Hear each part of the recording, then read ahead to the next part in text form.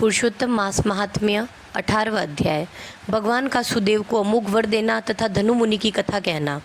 नारद जी बोले कि हे तपोनिधे, फिर दृढ़धनवा राजा से वाल्मीकि जी ने क्या कहा वह मुझे सुनाइए। नारद जी के ऐसे वचन सुन नारायण बोले कि राजा दृढ़धनवा अपने पूर्व जन्म का वृतांत सुनकर आश्चर्य से मुनिश्रेष्ठ वाल्मीकि जी से फिर पूछने लगा, हे ब्राह्मण, आपके सुंदर वचनामृत का बार बार अमृत पान करके भी मैं तृप्त नहीं हो रहा हूँ, अतः और इसके बाद का हाल सुनाइए। वाल्मीकि जी बोले कि हे पृथ्वीपते, उस ब्राह्मण के ऐसे विलाप से दसों दिशाएं को गुंजायमान करते हुए असमय में होने वाले मेघ गिर रहा है। उसके साथ ही पर्वतों को कंपाने वाली तथा शरीर को स्पर्श करने वाली तीक्ष्ण वायु चली और अत्यंत कड़कड़ाती आवाज से बिजली चमकी। वह मेघ शब्द सभी दिशाओं में फैल गया। इस प्रकार 1 महीने तक पानी बरसता रहा। सब पृथ्वी जलमय हो गए, किंतु पुत्र शोक की अग्नि से तापित उस ब्राह्मण को कुछ भी पता नहीं चला।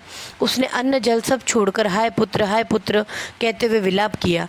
वही 1 मास श्री कृष्ण भगवान का प्रिय पुरुषोत्तम मास था। अतः अनजाने में पुरुषोत्तम मास का सेवन हो गया।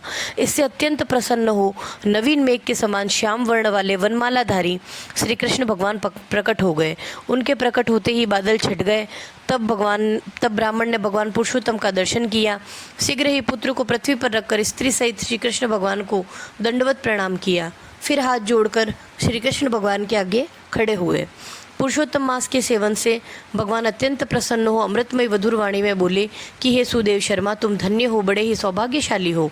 तुम्हारा वर्णन त्रैलोकी में कौन कर सकता है। हे वत्स सुनो, तुम्हारा भविष्य मैं कहता हूँ। हे ब्राह्मण, तुम्हारे पुत्र की आयु 12,000 वर्ष की होगी। हे द्विजोत्तम, यह तुमको निसंदेह सुख देने वाला होगा।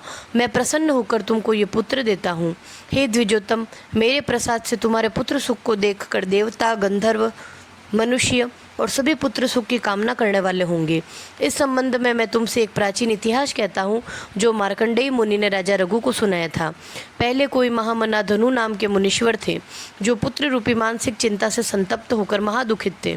तब उन्होंने अमर पुत्र होने की इच्छा से महाघोर तप किया। 1000 वर्ष बीतने पर देवता प्रकट होकर मुनि से बोले कि हे मुनिराज, हम तुम्हारे महाकठिन तप से बड़े प्रसन्न हैं। तुम्हारा कल्याण हो, जो तुम्हारे मन में इच्छा हो वो वर मांग लो।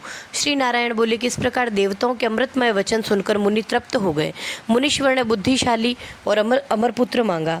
तब सभी देवताओं ने मुनि से कहा, मुनीश्वर, ऐसा तो पृथ्वी पर आज तक नहीं हुआ है। मुनि बोले, अच्छा, कोई निमित्त आयु वाला पुत्र हो ऐसा वर दे दो। देवता बोले, निमित्त क्या है, यह स्पष्ट करें। तब मुनि बोले कि यह महापर्वत जब तक रहे तब तक की आयु वाला पुत्र दीजिए। तथास्तु, ऐसा कहकर इंद्र सहित सभी देवता स्वर्ग चले गए। धनु मुनि के थोड़े ही समय पश्चात वैसा पुत्र हुआ। वह पुत्र चंद्रमा के समान दिन प्रतिदिन बढ़ने लगा। 16 वर्ष का होने पर मुनीश्वर ने उससे कहा कि हे वत्स, कभी भी मुनियों का अनादर ना करना। ऐसा उपदेश पाकर भी उसने मुनियों का अपमान किया। इस प्रकार निमित्त आयु के बल पर उत्पन्न हो वह ब्राह्मणों को सताने लगा। एक समय अत्यंत क्रोधी महिष नाम के मुनि श्रेष्ठ शालिग्राम का पूजन कर रहे थे। तभी उसने शीघ्र ही शालिग्राम को उठाकर चंचलता से हंसते हुए जल से पूर्ण कुएं में डाल दिया। तब दूसरे ही प्रलय काल के रुद्र की भांति क्रोध कर महिष मुनि ने उस पुत्र को शाप दिया कि तू अभी मर जा। जब वह नहीं मरा तब अपने मन में ध्यान किया कि क्या कारण है जो ये नहीं मरा। अरे, देवताओं ने धनु पुत्र को निमित्त आयु का बनाया है। अतएव महिष मुनि ने लंबी श्वास छोड़ी। उस श्वास से करोड़ों भैंसे उत्पन्न हुए और उन्होंने अपने सींगों से पर्वत के खंड खंड कर दिए।